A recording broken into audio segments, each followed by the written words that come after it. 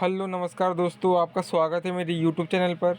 जैसा कि हम थंबनेल दिखा, संविदा ठेका कर्मचारियों के लिए, अनुबंधित कर्मचारियों के लिए बहुत महत्वपूर्ण जानकारी है। सुप्रीम कोर्ट का बहुत मुख्य निर्णय आया है, देख लेते विस्तार पूर्वक। सुप्रीम कोर्ट ने दोहराया कि जब संविदा नियुक्ति की समाप्ति कलंकपूर्ण हो तो प्राकृतिक न्याय के सिद्धांतों का पालन किया जाना चाहिए। कोर्ट ने यह भी कहा कि केवल इसलिए कि अनुकंपा नियुक्ति के लिए आवेदन के बाद अनुबंध के आधार पर नियुक्ति की गई, उसे डाइंग इन हार्नेस नियमों के तहत नियुक्ति नहीं माना जाएगा। जस्टिस पीएस नरसिम्हा और जस्टिस पंकज मित्तल की बेंच ने कहा, केवल इस तथ्य से प्रतिवादी को अनुकंपा नियुक्ति के लिए आवेदन के बाद अनुबंध के आधार पर नियुक्त किया गया, उसकी नियुक्ति को डाइंग इन हार्नेस नियमों के तहत नियुक्ति नहीं माना जाएगा।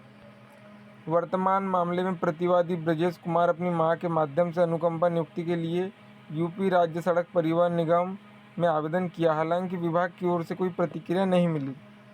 इसके बाद उत्तर प्रदेश में मृत्यु के शिकार सरकारी कर्मचारियों के आश्रितों की भर्ती नियम 1974 नियम के तहत एक और आवेदन दायर किया गया। इसके बाद उन्हें सूचित किया गया कि निगम ने उन्हें अनुबंध कंडक्टर के रूप में वरीयता के आधार पर नियुक्त करने का फैसला किया।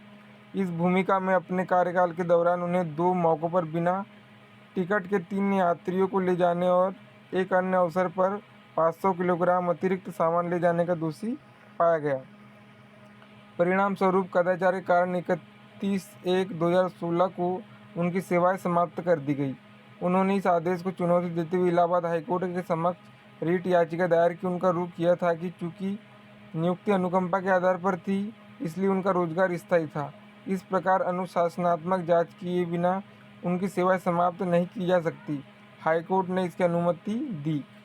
इस आदेश को यूपीएसआरटीसी ने सुप्रीम कोर्ट के समक्ष चुनौती दी।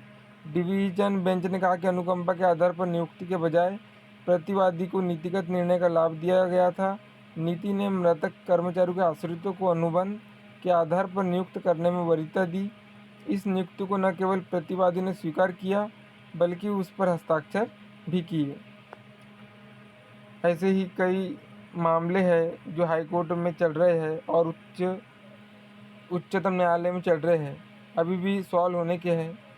कई स्थायी कर्मचारी, दैनिक वेतनभोगी कर्मचारी, संविदा कर्मचारी के मामले हैं। हम आशा करते हैं सभी की पेंडेंसी हटे और सभी का नियमितीकरण हो विभाग में। धन्यवाद।